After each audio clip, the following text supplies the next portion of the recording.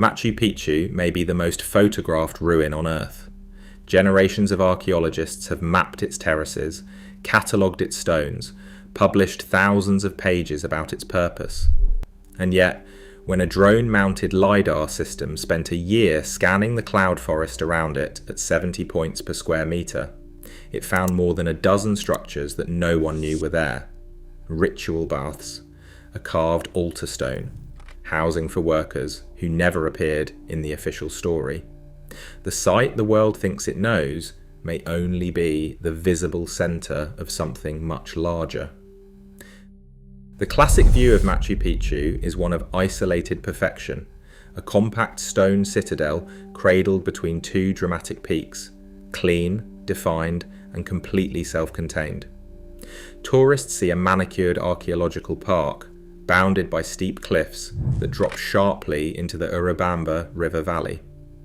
But this iconic vista is a historical illusion created by decades of clearing and restoration. Beyond the manicured terraces of the central plaza lies a highly aggressive environment. The Andes do not give way easily. The sanctuary is surrounded by vertical granite walls, deep canyons, and a suffocating blanket of high-altitude cloud forest.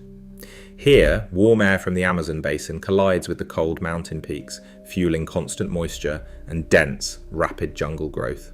For over a century, this vegetation acted as an impenetrable shield. Traditional exploration of the surrounding slopes was not just difficult, it was physically restricted by the terrain. Ground surveys meant hacking paths through thick undergrowth on slopes with angles exceeding 45 degrees, where a single misstep meant a drop of hundreds of meters. Consequently, archaeologists focused almost entirely on the visible stone structures of the ridgetop core. This focus created a massive blind spot. Because the central ruins were so spectacular, it was easy to treat the surrounding jungle as a natural, empty border. The sheer fame of the citadel masked a fundamental archaeological reality. The map of the broader territory remained almost entirely blank, leaving the relationship between the mountain city and its wild backyard completely unresolved. On the ground, the forest floor is a chaotic maze of decay and regeneration. Generations of falling leaves, decaying moss, and sliding topsoil form a thick carpet that actively buries ancient stone. An Inca retaining wall, built to a height of just 80 centimetres, quickly becomes indistinguishable from a natural ridge of granite. Soil builds up behind it, roots wrap around the stone, and dense ferns cover the face. To an explorer standing just 3 feet away, it looks like nothing more than a steep, muddy slope. This masking effect hides the essential components of Inca engineering. Terraces, drainage channels, and low-rise foundations are small, sub-meter features designed to blend with the natural contours of the mountain. Traditional archaeology relies on line-of-sight observation. But on these slopes, the canopy blocks over 90% of natural light, wiping out the shadows and contrast that the human eye uses to recognize right angles and straight lines. A stone-lined water channel, built for sanitation or ritual, easily fills with leaf litter and disappears beneath the soil. Even when researchers clear paths, they can only see what is immediately in front of them. They cannot trace how a single wall connects to a wider network of terraces across a deep ravine. Without a way to look through the dense green blanket from above, entire complexes remain invisible, hiding in plain sight just yards from established trails. Ground-level viewing simply cannot bridge the gap between individual stone blocks and the surrounding terrain, making a new way of seeing an absolute necessity. In late 2021, an interdisciplinary Polish-Peruvian team decided to bypass the forest floor entirely. Remote sensing specialist Dominika Siczkowska from the University of Warsaw teamed up with Dr. Bartłomiej Chmielewski, an engineering expert from Wrocław University of Science and Technology. Their objective was to adapt aerospace scanning technology specifically for the extreme conditions of the cloud forest, bridging the gap between engineering and archaeology in a single workflow. Bypassing heavy manned helicopters, flying high above the peaks, the team deployed a custom-built octocopter drone. This 10-kilogram rotary wing platform allowed for precise flight control and high maneuverability directly above the rugged mountain canopy. During their systematic flight campaigns, which continued into the 2024 and 2025 research seasons, the pilots programmed the drone to fly at a steady altitude of roughly 100 to 150 meters above the ground. It maintained a slow, deliberate speed of about 5 meters per second, mapping the terrain in overlapping strips. This slow, low-altitude approach allowed the drone's high-frequency laser scanner to saturate the area with light pulses. The system achieved an unprecedented ground point density of up to 70 points per square meter. While the thick canopy intercepted most of the laser pulses, the scanner utilized multi-return processing. When a single laser pulse fired from the drone hit the forest, parts of the beam reflected off the upper leaves, some bypassed branches in the undergrowth, and a fraction finally struck the solid earth.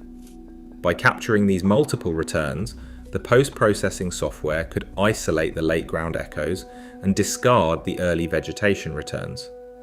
A specialized noise filtering and ground classification pipeline stripped away the digital forest layer, producing a highly precise digital terrain model with a grid resolution of 50 centimeters. This computational stripping of the jungle meant that structures as small as half a meter in height, previously lost under generations of decayed moss and soil, could suddenly be resolved with absolute geometric clarity, turning raw data into an uncompromised archaeological map. To ensure high spatial accuracy, the raw sensor data had to be anchored to a strict coordinate grid. The team established ground control stations, combining real-time kinematic satellite navigation with inertial measurement units on board. This coordination between Dr. Chmielewski's flight engineering and Sieczkowska's spatial archaeology transformed what was once a blind search into a targeted extraction of digital data, revealing features hidden for centuries. Gathering scientific data in one of the world's most protected heritage sites is not a solitary venture.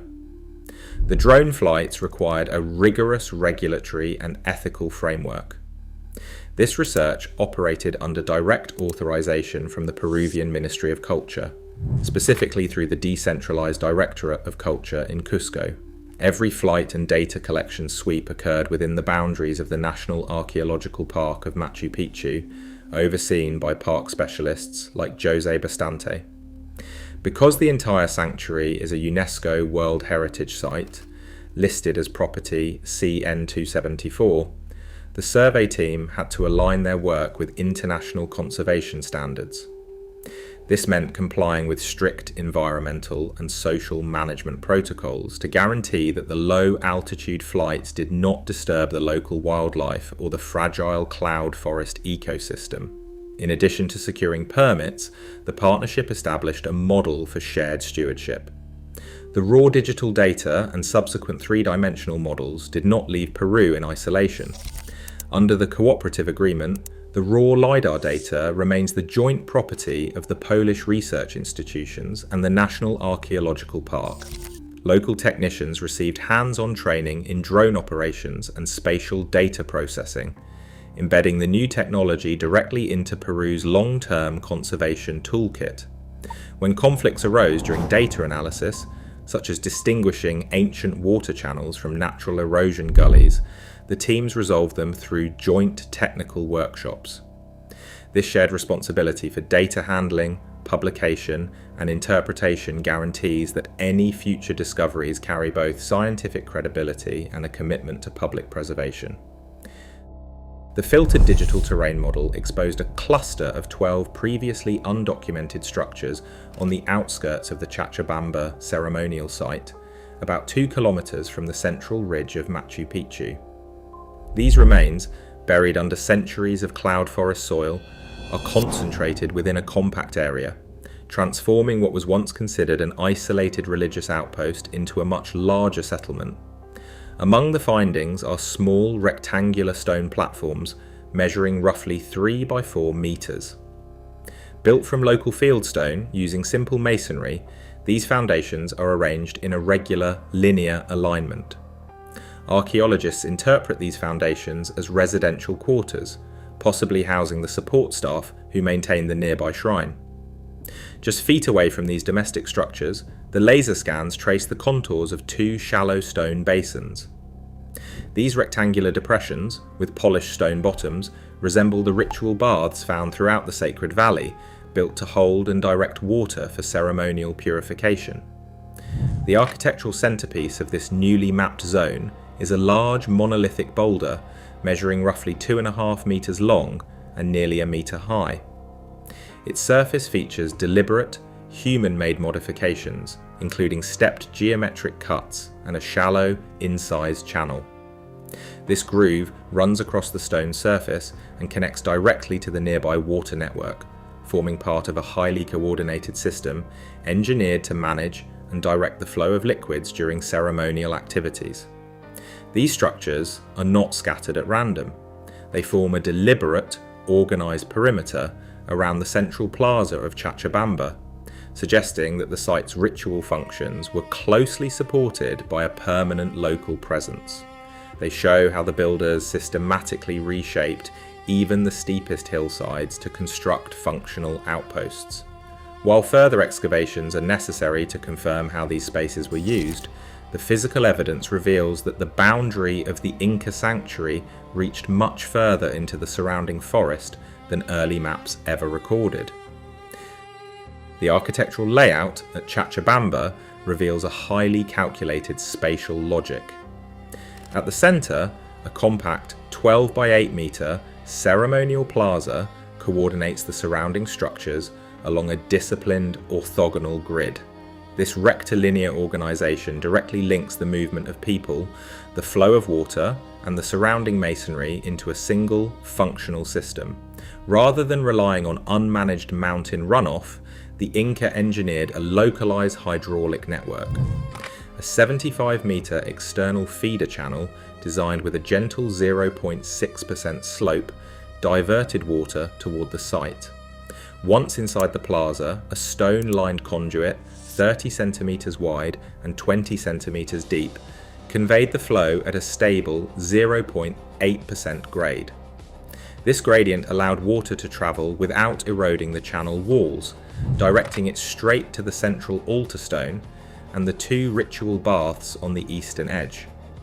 This engineering mirrors the hydraulic principles of the main 749-metre canal at the Machu Picchu citadel, but scaled down to roughly 10% of its volume for local ceremonial use.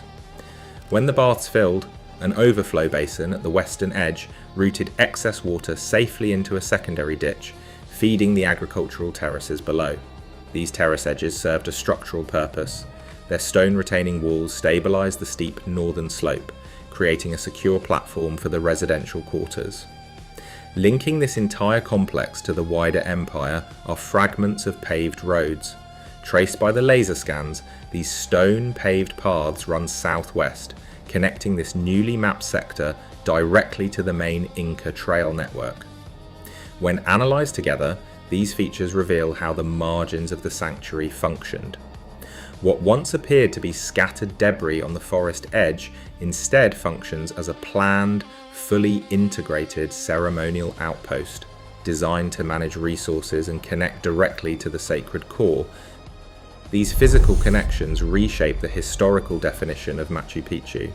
For over a century, since Hiram Bingham's 1911 expedition first brought the ruins to global attention, the site was interpreted as a self-contained, isolated sanctuary.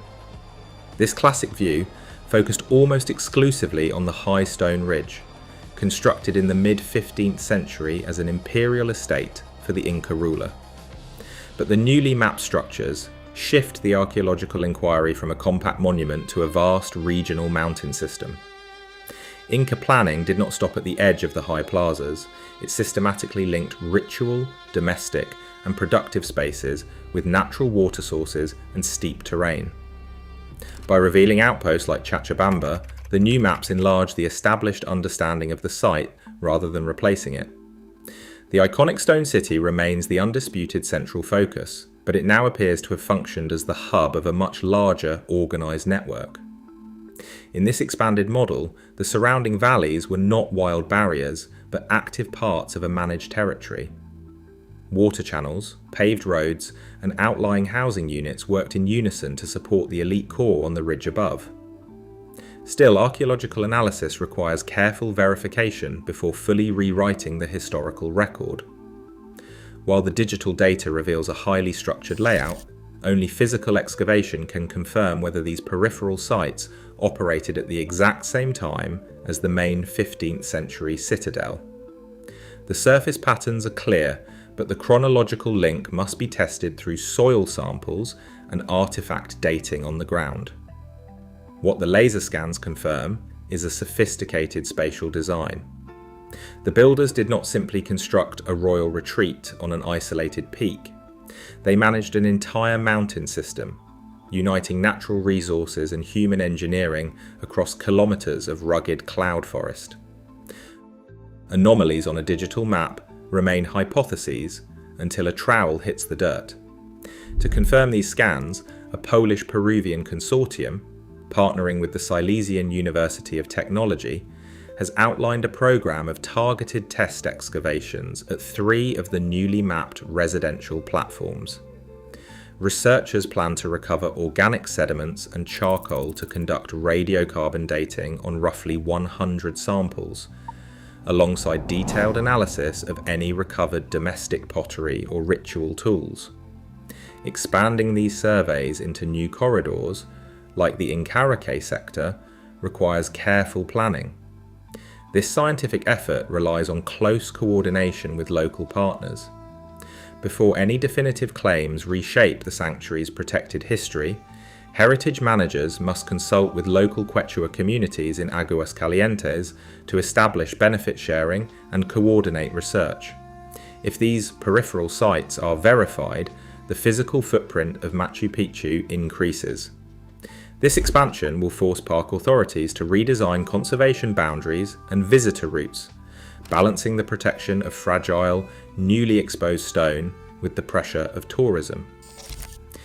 Until the first physical artifacts are dated in the lab, these digital structures remain a detailed blueprint, waiting for the spade to verify their place in history. Today we stand at the threshold of a new era of discovery. If the world's most studied sanctuary still hides complexes beneath its canopy, we have barely scratched the surface. This technology is not just mapping ruins, it is rewriting human history.